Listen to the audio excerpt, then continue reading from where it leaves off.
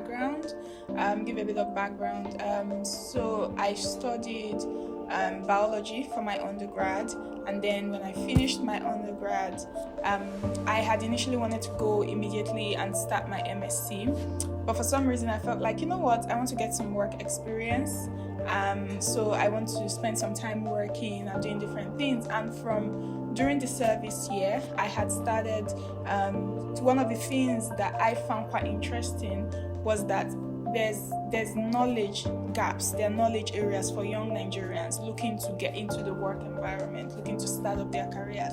I had those knowledge gaps. When I spoke to my friends, they had similar knowledge gaps. They didn't know where there was a knowledge gap, but they also didn't know where to go to access that information. So I thought if there was a way to bridge that gap, bring like experts with these young people that need information and bridge them so that they could talk to them, they could teach them, I would be addressing the need. So at the end of my service year, so even during my service year, I did a session where an expert came to speak to young people about working on their CV as core members. I was a core member, and I put that together for other core members and myself, where people could come and talk, where they could learn what should go in your CV, how you should be planning your job hunting and different things like that. And it was well attended and well received, and I thought, oh, this is interesting, because I really like to feel needs. I don't like to just work for the sake of working. I like to, when you're done, you know that, oh, this was a need, and you feel that need. And so after service, I felt, okay, I could continue doing that. So I really went into like youth development work, trying to get young people who were looking to set up businesses, who were looking to get started in their career, just plugging that knowledge gap. If you're a young person setting up a business, what do you need? How do you get that thing that you need? Where do you need to go? How can I fill that need? So I set up an organization called Decipher Solutions as an NGO to bridge that gap. And so we worked on that. Decipher Solutions actually still exists at the moment. We're not really working around programs, but it transitioned from working focused solely on youth issues, entrepreneurs, and it moved into education space. So we started hosting programs around education for secondary school students. We had a spelling bee competition that went across the country and had children from all over the country participating. So that's sort of how I got into the development space. And after I'd worked in development space for a while, so in the first year of setting up, just a few months into setting up Decipher Solutions, I got an offer to work in an NGO, in another NGO. So I started doing both at the same time. I was working in an NGO, I was running my own NGO, and then doing that for maybe about 2-3 years. I was like, okay, I need more knowledge. So I went back to school for my master's, and then I studied African development at the LSE at London School of Economics. And so from that, I just came back and I realized, okay, this is exactly where I want to be. This is what I want to be doing. So it can be, there are different needs. Humans have different needs. So international development spans many sectors, from poverty to agriculture, to anti-corruption, service delivery, to power, to different issues, health. And so wherever it is within the space that I'm working, as long as I am helping to alleviate a problem, I feel quite fulfilled. And so that's sort of been my trajectory. Just wanting to fill needs for people, help people find fulfillment, and then coming around and then getting all of that knowledge afterwards. Yeah.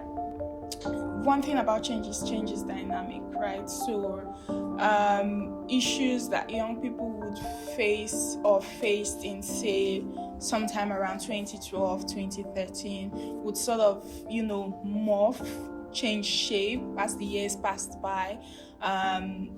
Because it's responding to the larger society, right? So, for example, one of the key concerns of young people, say maybe in 2013, 2012, when I was just starting out in my career, one of their key issues would be, we need to start making money, right? We need to start working, we need to start earning. And today, even though young people still want to earn, but they are still it's not just about earning money anymore. There's not a lot of there's still that need, there's still that push, like I want to be established, but young people are also saying, but I want to be fulfilled while doing it. I won't just do any job. I will want to do a job that I'm happy doing and I'm excited doing. So I think that also responds to what kind of opportunities are present. I think one of the big changes between then, say 10 years ago and now, would be the presence of technology, for example, more flexible social media systems, for example, for platforms where people can connect more quickly with opportunities. Say I'm a young person today, say I'm a young person maybe 10 years ago looking for a job. It was still common to see people on the streets with brown envelopes going from office to ask for jobs, right? What vacancies? They will knock on your door. Do you have any vacant opportunities? Can I work for you? But today, if you want to do that, you can just go on your social media on Twitter and say, I just left this job, I'm currently looking for something, and talk about that, and people could actually link up with you. Young people are also very much present on platforms like LinkedIn, where you project yourself and what you can do, and then people reach out to you. So those opportunities are much more, not to say that they weren't present then, but because these platforms exist now, it's much more easier to access opportunities now. I think key challenges that young people face, especially, of course, as we're speaking in the African context, in the Nigerian context, key challenges that young people face. Still, some of those needs are present, will always be present, I suppose. The need to find themselves, like to express yourself as a young person, like who am I as a young person, and that needs to that presence of mind to say, okay, there are waves, like there are waves through society that shape people. Like if you're present on social media, it's very easy to now be swayed by sentiments that other people hold, but away from those sentiments, who are you? So that need for young people to define themselves as who am I, not what other people say I am, but who am I? What's your identity? Is it your tribe? Is it your religion? Is it your culture? When they say who are you, how do you present yourself? How do you project yourself? I think that need will always be present through time. The need for young people to actually come into their own. I also think that while we've done quite a lot of work trying to get more youth-centered, more youth-focused opportunities, I think we still need a key challenge is still bringing young people to the table, right? And when we do bring them to the table, actually making sure that they are able to contribute, in meaningful ways, not just as something that you tick off, youth presence ticked, women tick, but actually, are they contributing? Are you actually giving them voice, right? I think that is something that has remained through time and is still present today. Speaking of my proudest moment, because I've been working for a bit, there are many different instances that I could give, but perhaps I think that maybe because it's more recent, one of the things I would talk about is I had this idea for maybe a year or so, definitely over some months. I had read a collection of essays written by Muslim women based in the UK, who were speaking about their experiences and how their religion intersected with their gender and intersected with the society. And I read that collection of essays, and it was quite intriguing for me because these women, rather than just using this blanket identity to say Muslim women, all the essays were very different, right? Everybody had different perspectives. There were single women, there were working class, there were women who were working, who had an active career, there were women who weren't physically presenting as Muslim. So it was a very diverse group, and everyone was speaking from their perspective, right? So it gave you that thing, like Chimamanda would say, don't judge by the single story. So it gave you diverse stories. So instead of saying Muslim women, you now understand that when you read that collection of essays, you see that it's not just Muslim women. There are Muslim women from different perspectives and different. And when I read that, I thought, this would be great for us to have something similar, not Muslim women, but African women.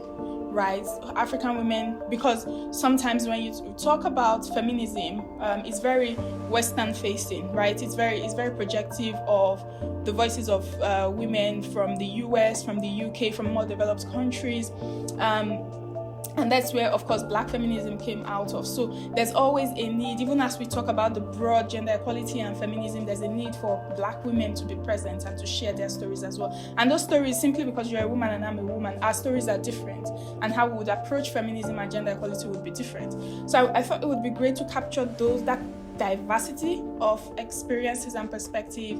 And I harbored that idea. I took that book because I traveled to like 2 different African countries or 3 different African countries in that period, and I took it with me to each of those countries because I was quite like taken by the concept of that book, and I thought I need to recreate this, I need to do this. And at the end of the day, I was like one day, okay, you know what, I'm going to do it, but I didn't want to do it alone. I wanted to make sure that other women also came into the design process. So I reached out to a bunch of women that I knew. I wrote to them, maybe about upwards of 20, 40 women. And I said, I want to do this. And I wrote a very long, lengthy email. And I said, I want to do this, but I don't want to do it alone. And I don't have any firm idea of how this will go. I haven't designed it, so don't ask me too many questions. I want you to come and design it with me. So if you want to join me on working it, and there are different ways that you can work on this project with me. You can come in and join me on the committee that plans out the entire thing. You can just decide, I just want to send in my essay and that's it. You can decide, I want to join the review committee. There are different ways you can come, but I made it open, right? So different women, from the women, and I said, if you know another woman that you think this would be good, please forward this email to her. So from that small group of maybe 15, 20 women I sent it to, eventually it reached about maybe 50 women because different people were. And also, I also wanted to make sure that if it was going to be African women, there was a strong representation of different, not just Nigeria. I know in Nigeria, if Nigerians are doing something, you see the strong Nigerian. Yeah, so I wanted to avoid that. And I wrote that email, and eventually people responded. And I got 5 women. We were now 5 women on the committee. Some of them responded and said, we just want to write essays. And some of them say, even in the essay writing, I made it as open as possible. Even if the topic is around, so the topic was perspectives on gender equality, right? Not even perspectives on feminism. It's perspectives on gender equality. And I said, you could even write and say, I don't believe in gender equality. It's perfectly fine. We're not trying to define what the responses should be. We want to see perspectives. That's what the book is about. And eventually, when we finished, and it took us, we started working on, I sent the first email out in April. The committee, we started working from June. And our target was, we wanted this book out on International Day of Women, right, which is March 8th. We wanted the book done, published out. So we had to start thinking, when we had the committee, who would we partner with? Who would publish this book? What would be the final product? What would the cover look like? How do we get more women involved? And all of that process. And by March 8th, the book published. We partnered with Agbo, and it was on their platform. And we had in the first week of publication, we had over 600 downloads from different African countries. And I thought, for me, maybe I've done bigger things, definitely things that had like maybe more funding behind it. But the fact that I had this concept, I had this idea, and none of the committee ever met physically, and we're able to gather 15 essays from 7 different African countries of women sharing their own stories as essays, as stories, as just different, right? And being able to put all that together in one book and have it published by the deadline that we wanted, I thought it was really great. And I was quite proud of myself and also of the team that put it together. The development sector, one thing off the bat that people should be aware of, young people should be aware of, is that development space is probably, you don't get like a very big, very competitive, very attractive salary, right? But people who work in development space are people who are led by a greater purpose, people who want to see change happen, people who want in their lifetime for things to be better, right? So even if you come in and you start working and you're getting pay that is not very exciting, what keeps you is the fact that, I'm doing something greater than me, I'm trying to achieve something greater than me. And there are many opportunities to work in the development space. It's not so if everything you think about, every skill, and you don't have to have one single specific skill to work in this space. Like if you are a medical professional, for example, if you studied medicine or something related to health, you could work around public health, right? And public health has different. I know someone who studied I can't remember, but it was something related to the medical field, but also had like this strong passion for photography.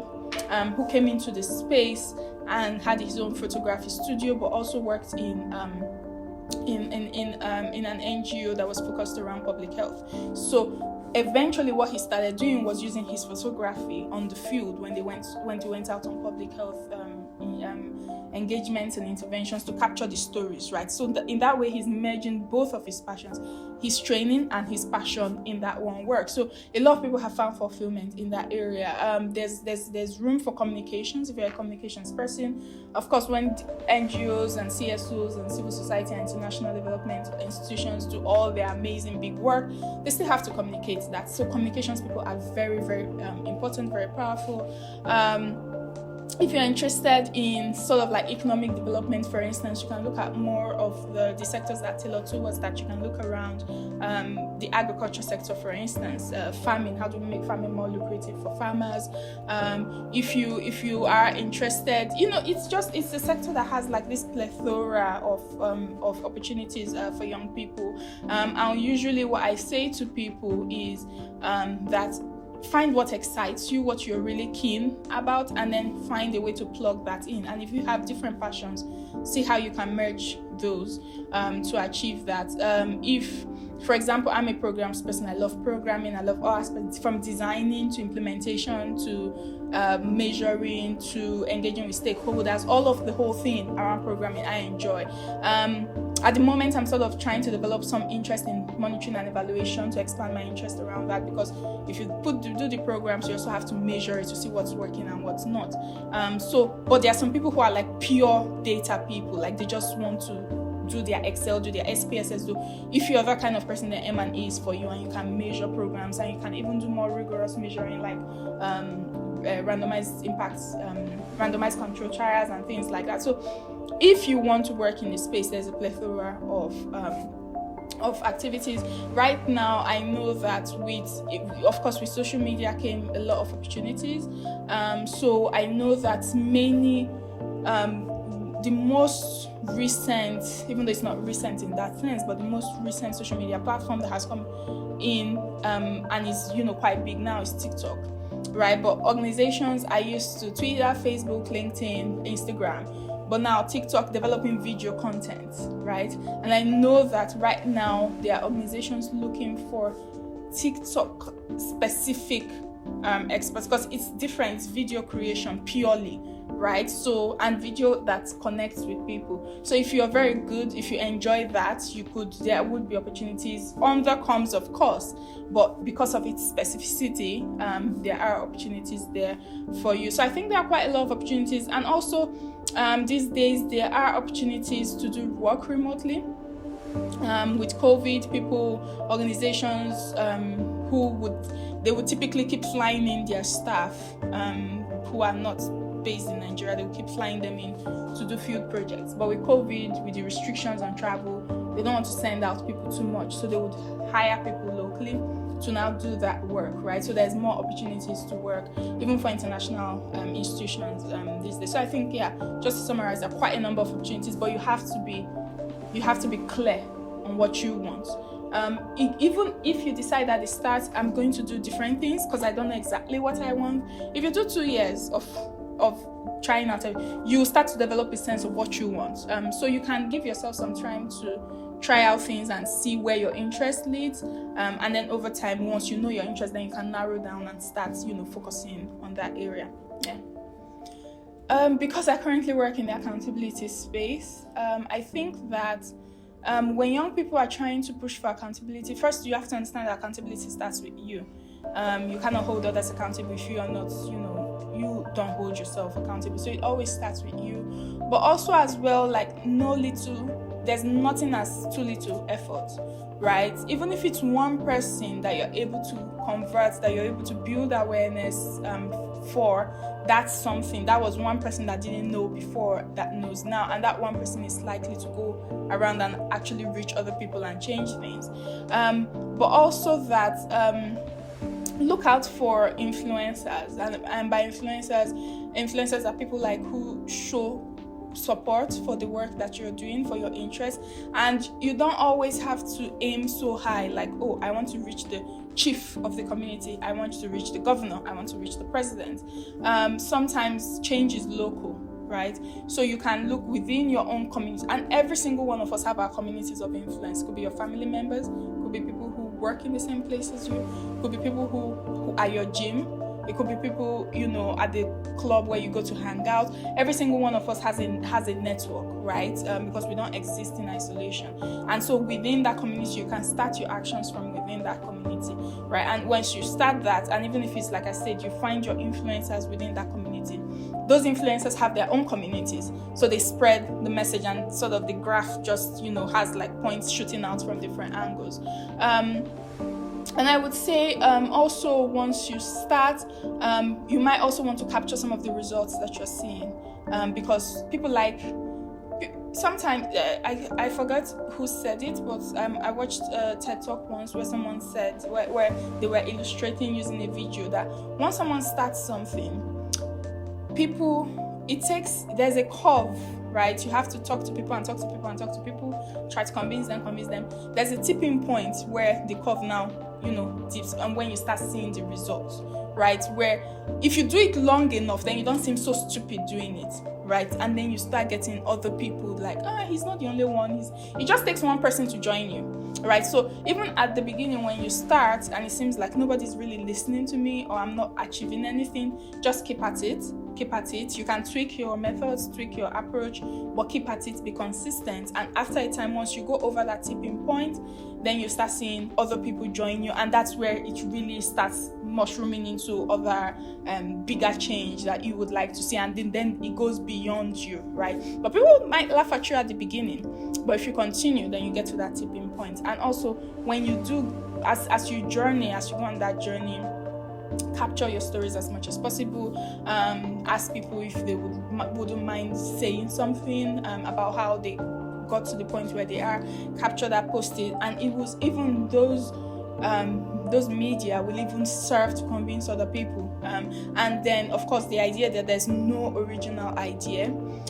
So once you start, there will be opportunities for collaboration. Be open to collaboration, work with as many people as possible. I don't think that, which is a mistake that we often make, thinking that I want to be the one who did this thing. I want it, once it succeeds, to be associated with only me, right? But if you're seeking change and you're seeking community change, then the positive change is for the benefit of the entire community. There's no real reason why it should be attributed to just you.